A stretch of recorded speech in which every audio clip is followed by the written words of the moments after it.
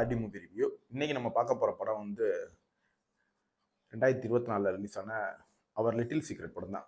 இப்போ இந்த படம் எப்படி இருக்குன்னு பார்க்குறதுக்கு முன்னாடி நம்ம வீடியோ பிடிச்சிருந்தா லைக் பண்ணுங்கள், ஷேர் பண்ணுங்கள், மறக்காமல் கமெண்ட் பண்ணிட்டு சப்ஸ்கிரைப் பண்ணிடுங்க. இப்போ இந்த படத்தோட கதையை பற்றி பார்ப்போம். ஆவரியும் லோகனும் சின்ன வயசுலேருந்தே ஃப்ரெண்டாக இருக்காங்க. ஒரு கட்டத்தில் அவங்க ஃப்ரெண்ட்ஷிப் வந்து காதலாக மாறிடுது.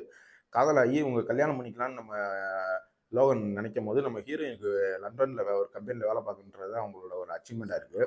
அங்கே அவங்களுக்கு வேலை கிடச்சிருக்கு. வேலை கிடச்சி அவங்க அங்கே வேலைக்கு போயிடுறாங்க. இவங்க ரெண்டு பேரும் இப்போ இந்த கட்டத்தில் பிரிஞ்சுறாங்க.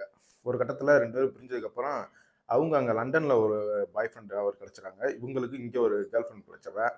ஒரு கட்டத்தில் கிறிஸ்மஸ் பார்ட்டிக்காக அவங்க ரெண்டு பேரும் ஒரு இடத்துக்கு வரும்போது அவங்க லவ்வரோட வர்றாங்க. கடைசியில் பார்த்தா ஒரே ஒரு ரெண்டு பேரும் மீட் பண்ணும்போது அவங்களுக்குள்ள அந்த சம்பவங்கள் என்ன, இவங்க ரெண்டு பேரும் அவங்கள தான் கல்யாணம் பண்ணாங்களா, இல்லை இவங்க ரெண்டு பேரும் ஒன்று சேர்ந்தாங்களான்றத சொல்கிறது தான் இந்த படத்தோட கதை. இப்போ இந்த படத்தில் பாசிட்டிவ்னு பார்த்தீங்கன்னா கேமரா ஒர்க்கு, ஒளிப்பதிவு எல்லாமே நல்லா கலர்ஃபுல்லாக இருந்துச்சு. கதை திரைக்கதையும் வந்து உங்களுக்கு நார்மலாக ஃப்ளாட்டாக தான் இருக்கும்.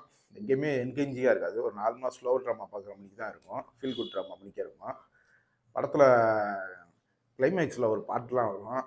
பாட்டு பார்த்தீங்கன்னா நம்ம எங்கேயும் காதலில் ஜெயம் ரவிக்கு லவ் ஒரு இடத்துல கன்சியாவுக்கு மேலே உருவாகும் பார்த்தீங்களா, அந்த சீனை அதே இங்கே ரீக்ரியேட் பண்ணி வச்ச மணிக்க இருந்துச்சு நம்ம ஹீரோயினுக்கு.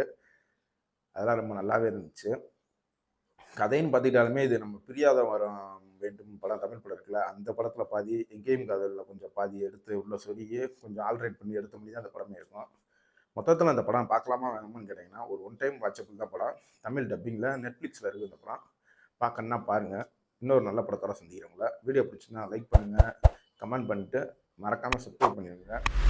இந்த பெல் பட்டனையும் அமுக்கி விட்டுருங்க. இன்னொரு வீடியோவில் சந்திப்போம் ஃப்ரெண்ட்ஸ். தேங்க்யூ.